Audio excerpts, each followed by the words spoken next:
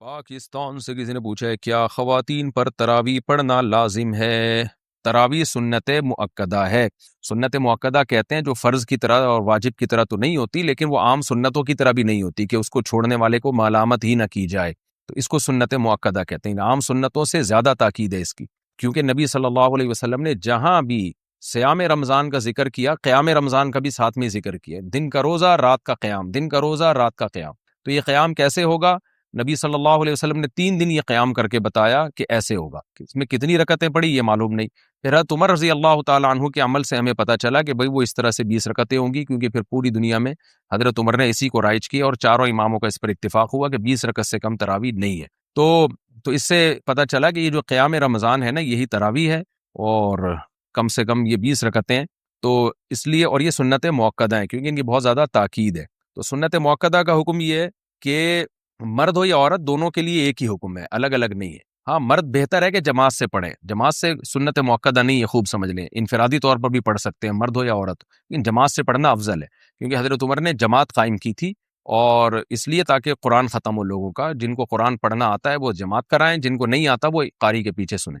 تو اب خواتین پہ تو مسجد کی جماعت فرض نماز بھی لازم نہیں ہے، تو تراویح کہاں سے لازم ہوگی؟ تو اس لیے خواتین بہتر ہے گھر میں تراویح پڑھیں۔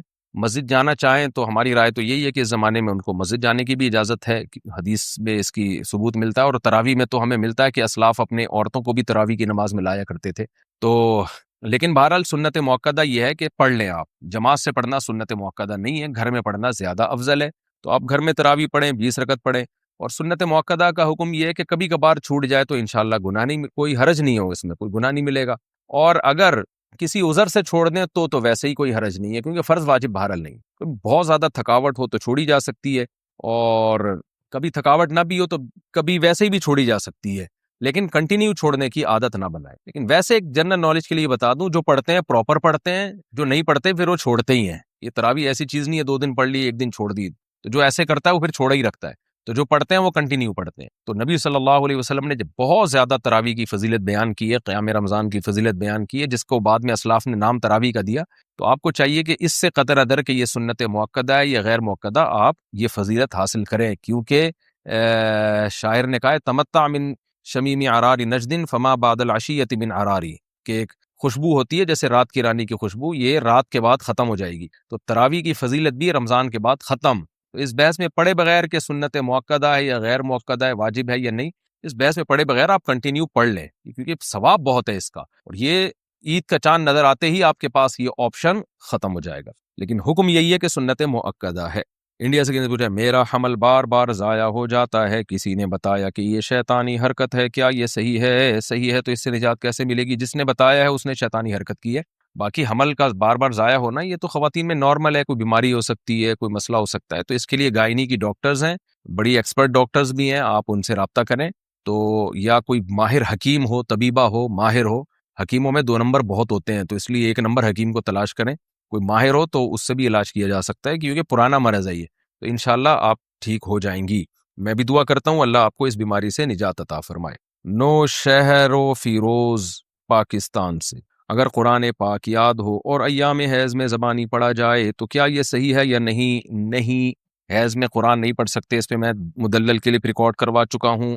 سیف الدین ضیاء دہلی سے، میرے امتحان شروع ہونے والے ہیں جس کا ٹائم 12:30 ہے، تو میں ظہر کی نماز کس وقت ادا کروں گا؟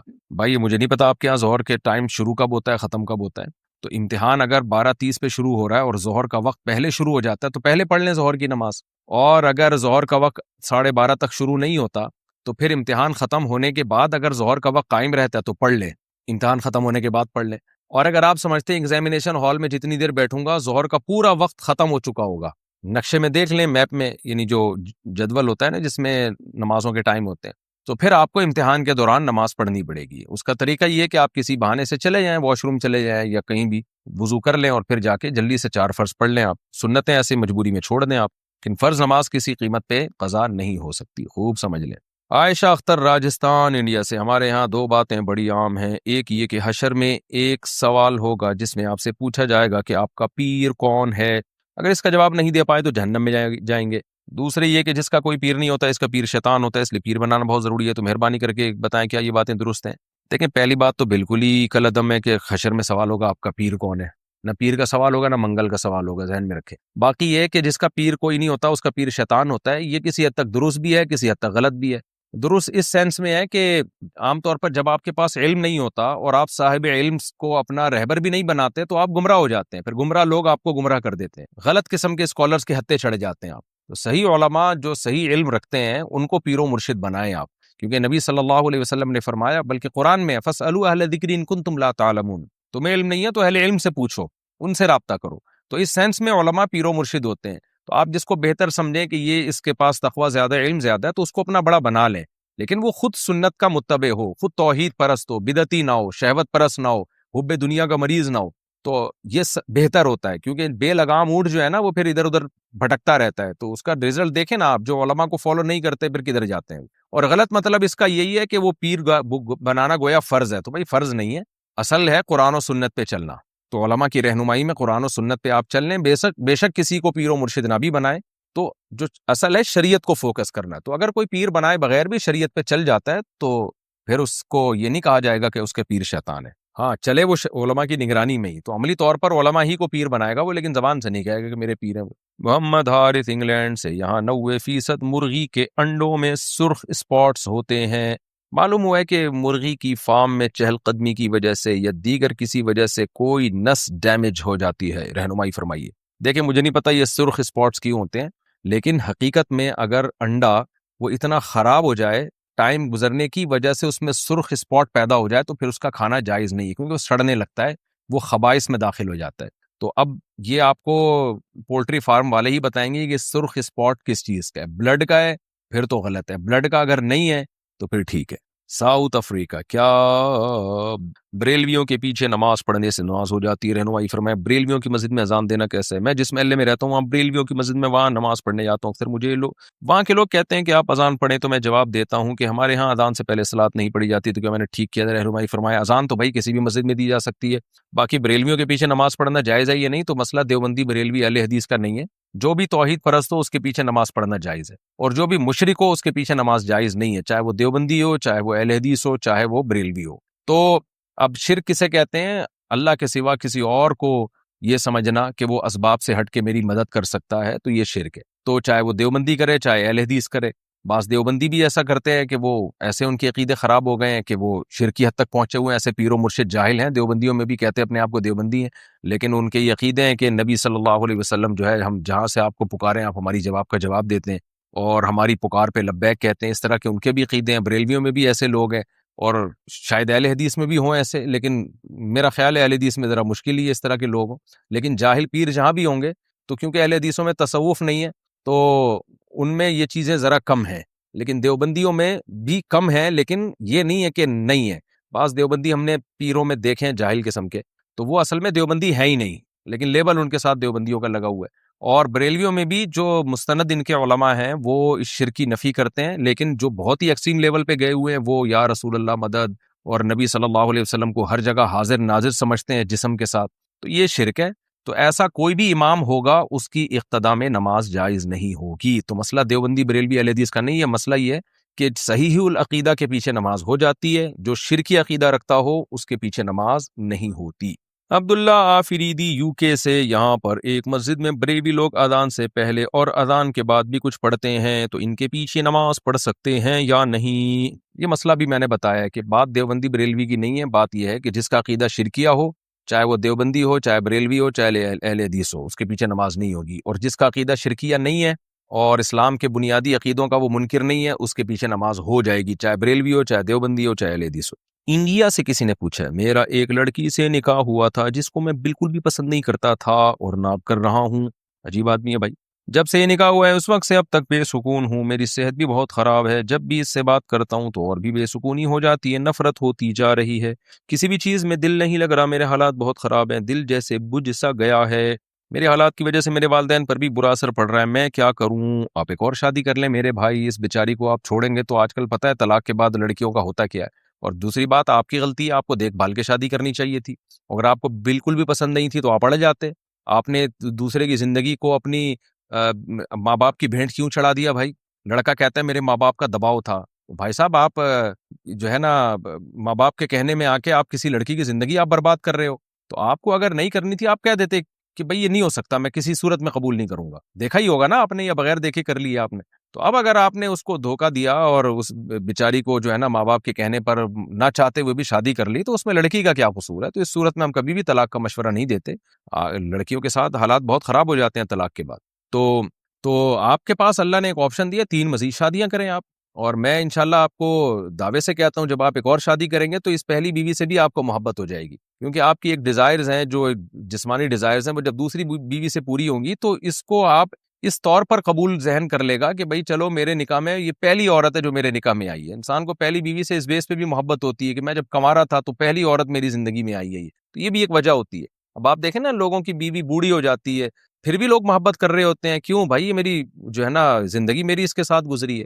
تو میں مشورہ آپ کو نہیں دوں گا. باقی شرعی حکم کیا ہے؟ شرعی حکم یہ ہے کہ مرد جب طلاق دینا چاہے کسی معقول وجہ سے وہ طلاق دے سکتا ہے، بشرطے کہ طہر میں، پاکی کے ایام میں ایک طلاق دے، ہم بستری کیے بغیر، وہ جو طلاق کا سنت طریقہ ہے.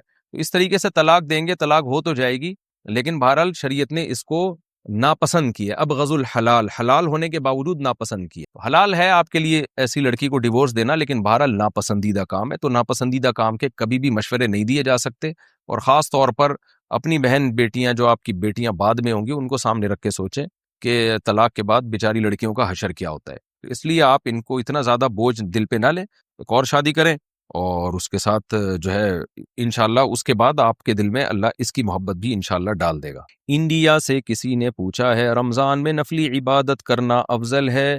نفلی عبادت کہاں کرنا افضل ہے؟ گھر میں کرنی چاہیے مسجد میں؟ تمام تر نفلی عبادتیں گھر میں کرنا ہی افضل ہے. ہاں مسجد میں بھی کی جا سکتی ہیں، بعض دفعہ گھر میں دل نہیں لگ رہا ہوتا تو مسجد میں کر لیں، لیکن افضل یہی ہے کہ نبی صلی اللہ علیہ وسلم سے جو ثابت ہے گھر میں. البتہ اشراق کی جو نماز ہے نا، اس میں جو حدیث میں آتا ہے کہ فجر پڑھ کے وہیں بیٹھے رہیں، تسبیح کریں، اور سورج جب طلوع ہو جائے اچھی طرح سے تو پھر 2 رکعت پڑھ لیں، تو وہ مسجد میں ہی ہے. اس کے علاوہ جو ہے گھر میں پڑھنا زیادہ افضل ہے، لیکن نہ کرنے سے بہتر ہے کہ کہیں بھی کر لیں، بھلے گھر میں نہیں تو مسجد میں ہی کر لیں، اس چکر میں چھوڑیں نہیں.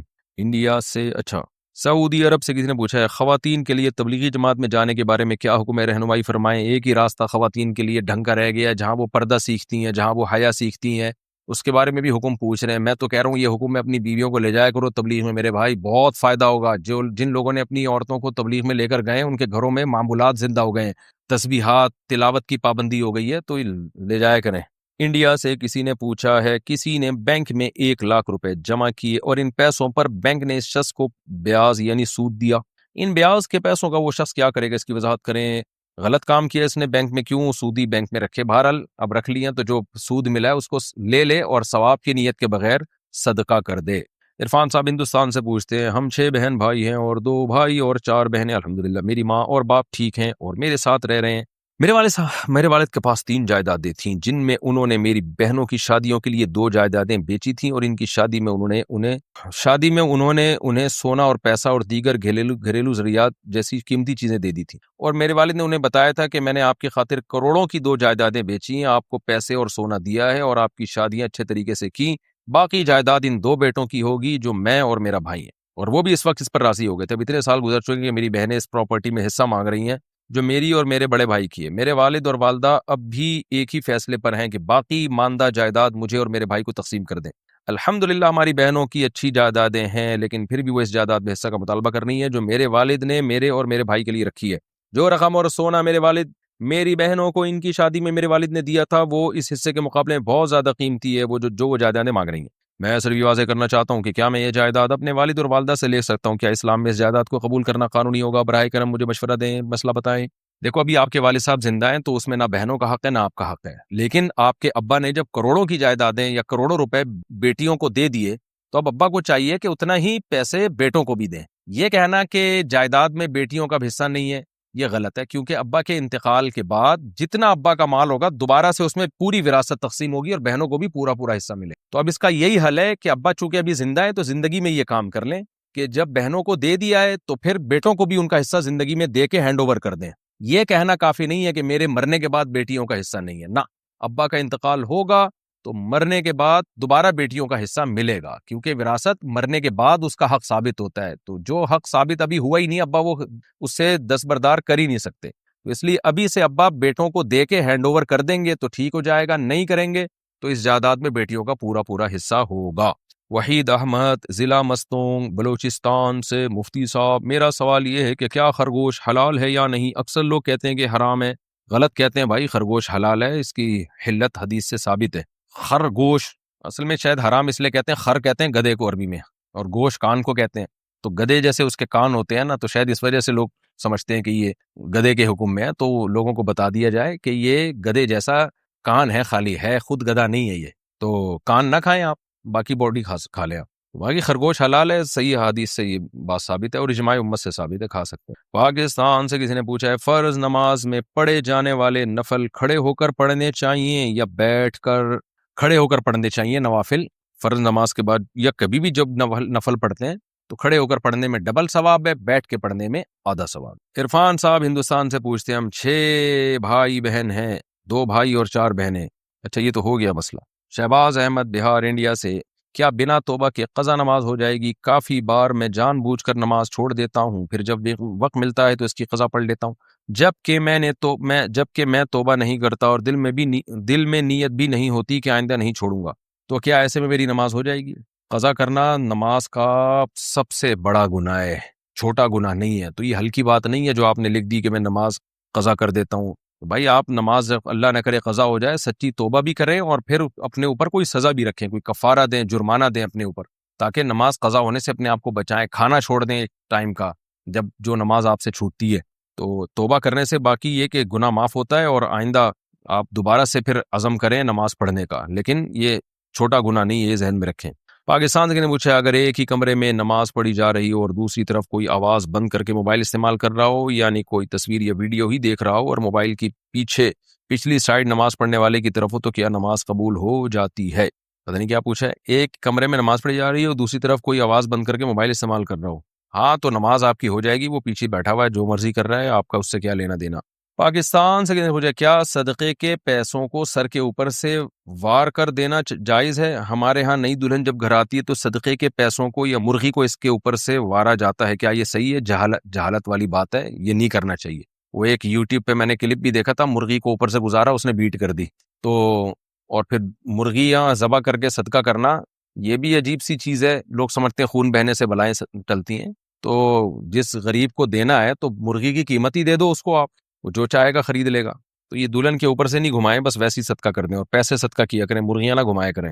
مسیح الرحمان حیدرآباد انڈیا سے، سعودیہ میں رہتا ہوں، فیملی کے ساتھ اس سال حج کرنے کا ارادہ ہے، مگر میرے والدین جو کہ انڈیا میں رہتے ہیں انہوں نے اب تک حج نہیں کیا، کیا والدین کو حج کرائے بغیر میں اپنی بیوی کو حج پر لے جا سکتا ہوں؟ اس کے بارے میں کیا حکم ہے؟ اگر آپ پر حج فرض ہو چکا ہے تو آپ پہلے حج کر لیں، اگر ماں باپ پہ حج فرض تھا تو پھر ان کو کرا دیں آپ، لیکن اگر ان پہ حج فرض نہیں ہے، آپ پہ ہے، تو پھر آپ پہلے کر لیں، ماں باپ کو پھر بعد میں کرا دیے گا۔ اور اگر یہ بات ہے کہ آپ پہ حج فرض ہے اور آپ بالکل ینگ ہیں اور ماں باپ اتنے بوڑھے ہو چکے ہیں کہ آپ کو خطرہ ہے کہ اگلے سال ان میں ہمت نہیں رہے گی، تو پھر ڈیلے کرنے میں بھی کوئی حرج نہیں ہے، پھر ماں باپ کو پہلے کرا دیں اور اگلے سال پھر آپ